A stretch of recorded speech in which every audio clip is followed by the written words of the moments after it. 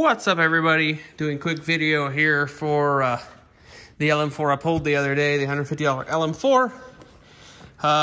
I put my LSPCM from my 2000 GMC that I had. It's already been converted over to standalone. Got a fuse block and everything. I need to hook up an OBD2 port to it. I need to do that. I think I'm going to end up using this for my bench harness for my LS engines.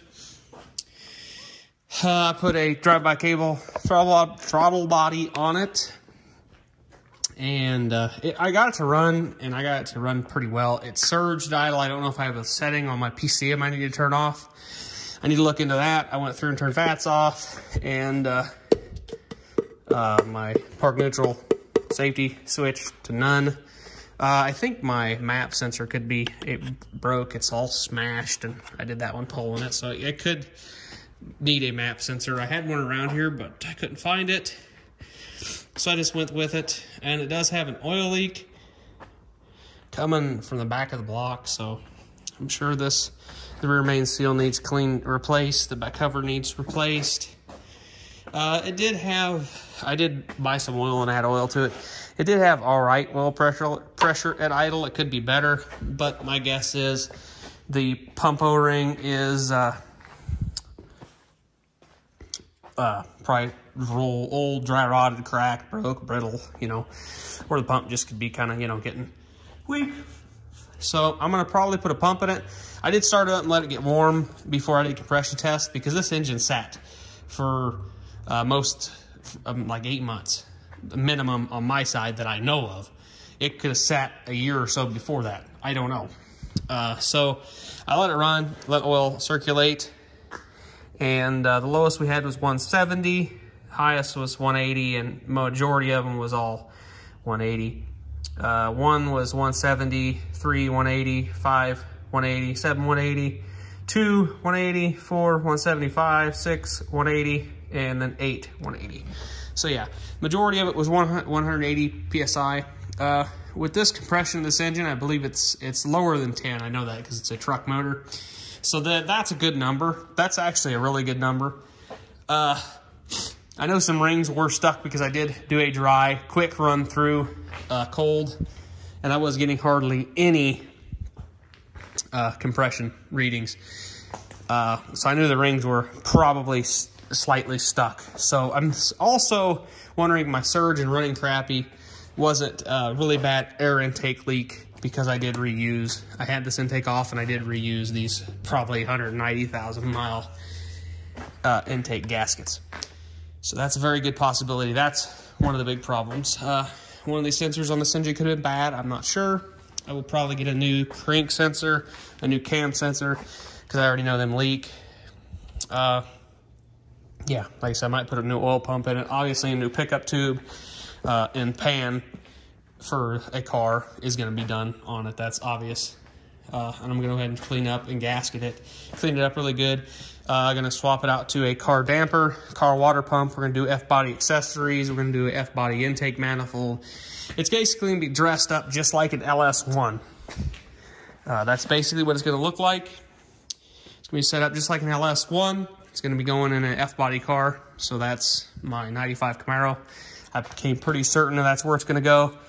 So, yeah, that's what I did, what I got. So, engine's still kind of warm. I just left the harness on there. I'm going to go wheel it over in its spot where it sets over by my bench there. And I don't know 100% if I'm going to, if I can find some really cheap intake gaskets that work pretty good, I'd buy them, swap them out real fast, and see if I couldn't get it to maintain idle and actually get mock up the radiator, which I think I'm going to build me a radiator mock-up anyways, because I want to build a running bench for an LS engine. I built these legs a while ago. They're set up for a small block. I had them on my LT1, so they work on pretty much any small block. They don't work on my LS, though, unfortunately. So I think I'm going to build another set of these and label these small block. So I got a set of small block legs. Got a set of small block legs, and I'll probably build me a set of LS legs, and I'm going to use this. I'm going to probably bolt a piece of steel across to these two, and then come down here with a piece of angle just like I did with the LS, or the small block, except it'll just come off these, come down, keep the engine level. I did have one catastrophe after I pulled the plugs, so this could have been part of my running rough problem too. One of the spark plug wires isn't great, and this one right here doesn't sound like it's clicking, so I could have probably a shitty set of spark plugs because they looked horrible. They look like a way too big a gap. I think it took a lot of the electrode off. Pretty sure they're AC Doco NGKs. So they're probably the original plugs. Like I said, this wasn't very gunky. It seems to run pretty good, got decent compression. I could pull bearings and look at bearings, but yeah, it seems to run. So we'll see. I mean, I could do all this work for nothing and put this engine in and it only lasts a little bit, but you know, that's the gamble you take. And obviously if something like that happens, we'll be doing bigger, better things. I'll be building an engine for it anyway. So yeah, I'd say it was a success. And yeah, she's kind of a dirty pig. Definitely has leaks. I can't wait to get a oil pan on this thing that is not this ugly Trailblazer pan. God, this thing is ugly. It's just goofy. It's just weird. So, you know, I don't know. It's weird to me. But yeah, it's a aluminum block, so it's light.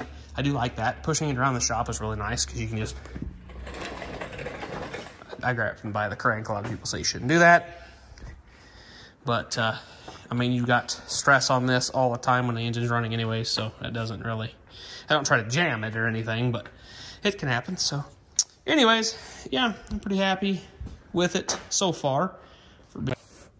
Sorry about that, got a phone call. But anyways, yeah, like for under $50, awesome deal.